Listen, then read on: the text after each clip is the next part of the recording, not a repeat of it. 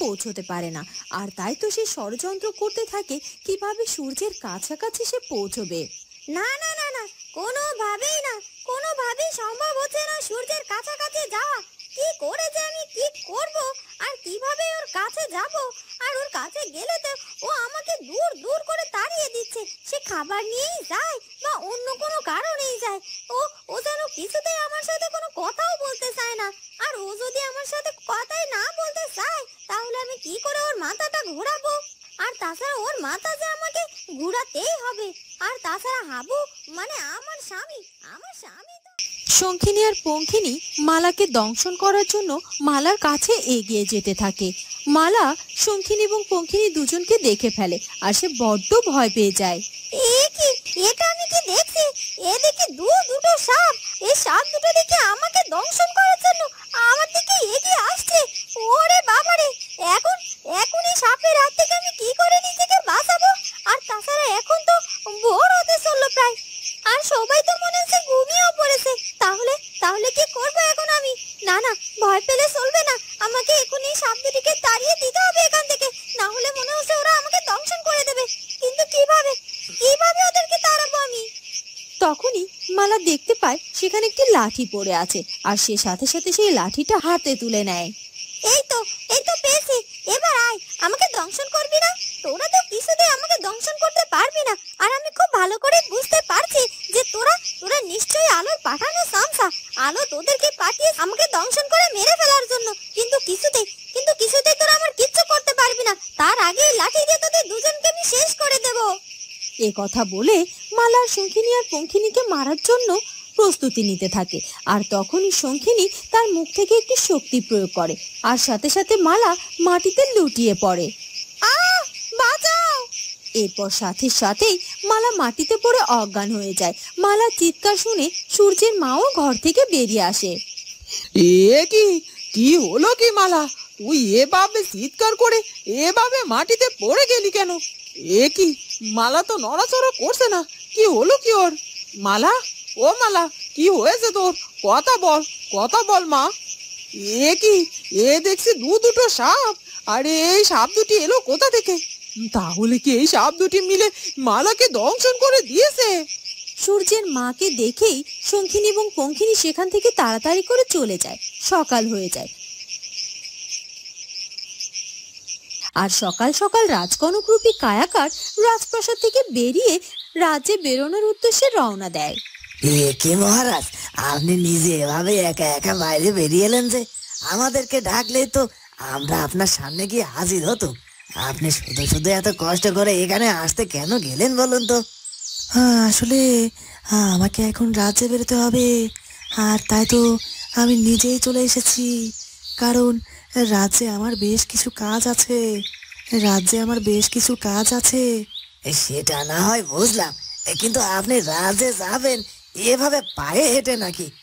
আপনি একটু অপেক্ষা করুন, আমি আপনার জন্য রথ সৈন্য সামন্ত প্রস্তুত করার ব্যবস্থা করছি।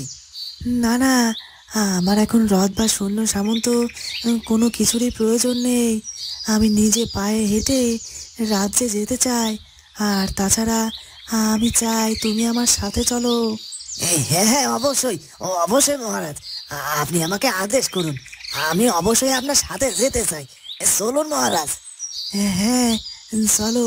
আর শোনো, তোমাকে বলছি, তুমি এখানে সঠিকভাবে পাহারা দেবে।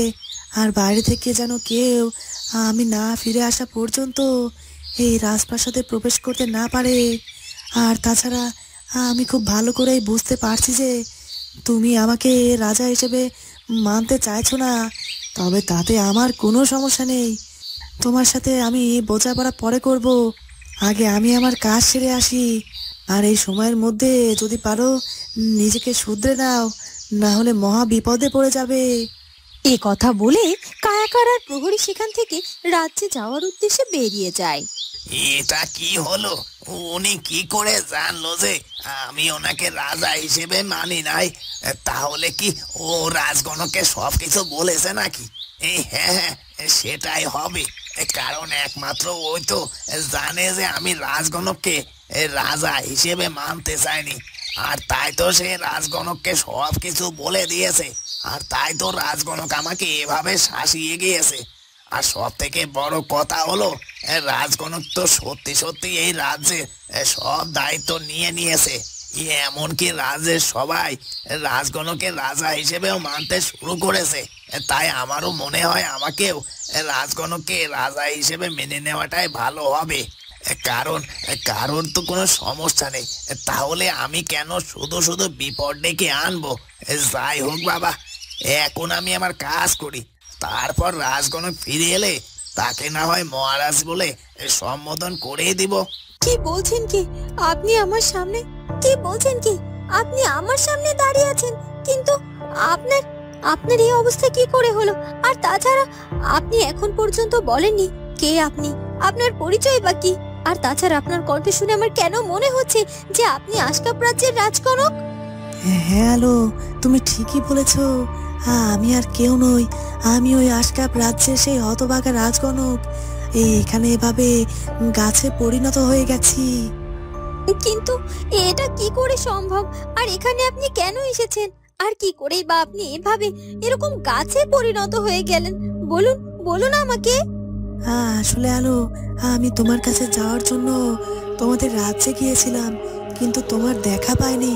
তবে আমি সূর্য এবং সূর্যের মায়ের কাছে জানিয়ে গিয়েছিলাম যে তুমি ফিরে আসলে যেন আশকাপ রাজ্যে গিয়ে আমাদের সাথে দেখা করো। আর তারপর আমি আর দেরি না করে ফিরে যাওয়ার জন্য রওনা দিতে থাকি। কিন্তু মাঝ পথে থেকে হঠাৎ আমার রথটা নষ্ট হয়ে যায়, আর তাই তো আমাকে বাধ্য হয়ে হেঁটে হেঁটে আশকাপ রাজ্যের উদ্দেশ্যে যাওয়ার জন্য রওনা দিতে হয়। আর হাঁটতে হাঁটতে আমি ঠিক এই জঙ্গলে এসে পৌঁছাই। আর তখনই এক অশুভ শক্তি এসে আমার সামনে দাঁড়ায়। আর সেই অশুভ শক্তি আমার এই অবস্থা করেছে, আমাকে গাছে পরিণত করেছে। সবই তো বুঝলাম, কিন্তু রাজকনক, ওই অশুভ শক্তির সাথে আপনার আপনার শত্রুতা কি? আর কেনই বা ও আপনাকে এভাবে গাছে পরিণত করলো বলুন? আর তাছাড়া আমার জানা মতে এখন তো সকাল হয়ে যাওয়ার কথা, তারপরও এই জঙ্গলটাকে দেখে মনে হচ্ছে এখনো গভীর রাত। কিন্তু কেন কেন এমনটা হচ্ছে? আর কেনই বা এখানে আলো ফুটে উঠছে না? আপনি কি এর কোনো উত্তর দিতে পারবেন আমাকে? ওই অশুভ শক্তিটা আমাকে এই গাছে পরিণত করে আমার রূপ ধারণ করে আশকাপ রাজ্যে গিয়েছে। আরো বলেছে ওনাকে ওই আশকাপ রাজ্য দখল করে নেবে। আর তাছাড়া এই জায়গায় যখন থেকে আমি গাছে পরিণত হয়েছি, তখন থেকে এই জায়গাটি এভাবে অন্ধকার হয়ে আছে, আর কখনো আলো ফুটে ওঠে না। বুঝতে পেরেছি রাজকনক, আপনার কথা আমি সব বুঝতে পেরেছি। নিশ্চয়ই ওই অশুভ শক্তির কোনো খারাপ উদ্দেশ্য আছে, আর তাই তো এভাবে আপনার সাথে এমনটা করেছে আর আশকাপ রাজ্যে পৌঁছেছে। তবে আপনি চিন্তা করবেন না, আমি আপনাকে স্বাভাবিক রূপে ফিরিয়ে আনার চেষ্টা করব। তবে আমাকে একটু সময় দিন আপনি। তুমি যে কোনো ভাবে আমাকে স্বাভাবিক রূপে ফিরিয়ে দেওয়ার ব্যবস্থা করো। আমি কোথায় আছি? এই জায়গাটা কোথায়? আমি কি বেঁচে আছি নাকি নাকি ওই সাপগুলো আমাকে দংশন করে ফেলেছে? না রে মা, না, ওই সাপগুলো তোর কোনো ক্ষতি করতে পারেনি। আমি যাওয়ার সাথে সাথেই ওই সাপগুলো ভয়ে পালিয়েছে। আর তুই বেঁচে আছিস মা, তোর কিচ্ছুটি হয়নি। আমি তো প্রথমে তোকে দেখে ভয় পেয়ে গিয়েছিলাম। আমি ভেবেছিলাম যে তোকে হয়তো ওই সাপ দুটো দংশন করেছে, তাই তো তুই মাটিতে ওভাবে পড়ে আসিস। পরে দেখলাম যে তুই ভয় পেয়ে জ্ঞান হারিয়ে ফেলেছিলিস। তখনই আমি আর দেরি না করে তোকে আমার ঘরে নিয়ে আসি। এরপর এরপর কিছুক্ষণ তোর যত্ন করার পরই তো তোর জ্ঞান ফিরে এলো রে মা। জ্ঞান ফিরে এসে আর কি হবে বলো তো? ওই আলো তো আর আমাকে বাঁচতে দেবে না। ও ঠিকই এবার আমাকে সত্যি সত্যি মেরে ফেলবে। এখন আমি কি করব কাকি বলো তো? কি যা তা বলছিস? আলো আলো তোকে কেন মারতে যাবে? আর তাছাড়া আলো তো এখানে আসেনি। আর আলো তো এমনিতেই এই বাড়ি থেকে অনেক দূরে চলে গেছে। কোনোভাবে ও এ আর বাড়ি মুখো হবে না, কোনোভাবেই না। বাড়িমুখো হতে পারবে কি না জানি না, তবে বাড়িমুখো না হয়েও আমাকে মেরে ফেলার চেষ্টাও করবে। কাকি, তুমি কি কিছুই বুঝতে পারছো না? ওই সাপ দুটোকে তুমি চিনতেও পারছো না? ওই সাপ দুটি তো আলোর চামচা। তুমি জানো না, আলো তো নিজেই একজন নাগিনী। ওই এখান থেকে চলে যাওয়ার পর ও আমাকে মারার জন্য ওই সাপ দুটিকে পাঠিয়েছে কাকি। আর আর আমার মনে হচ্ছে ও শুধু আমাকে মেরেই ক্ষান্ত হবে না গো, ও আমাকে তোমাকে সবাইকে মেরে ফেলবে। ও আমাদের কাউকে বাঁচতে দেবে না। ওই আলোর হাত থেকে আমাদের কারোর রক্ষে নেই। এখন এখন কি করবে বলো? এখন তো জীবন মরণের মাঝে পড়ে গেছি আমরা। কি বলছিস কি তুই? আলো? তার মানে ওই সাপ দুটিকে আলো পাঠিয়েছে? না না, এটা কি করে হতে পারে? আলো এতটা নিচু, এটা আমি তো কোনোদিনও ভাবতে পারিনি। তো বন্ধুরা, কি হতে চলেছে এরপর সেটা জানবো আমরা কুচবরণ কন্যার পরবর্তী পর্বে। আর আমাদের আজকের ভিডিওটি ভালো লাগলে অবশ্যই আমাদের চ্যানেলটিকে সাবস্ক্রাইব করে দিও। দেখা হবে পরের ভিডিওতে। ধন্যবাদ।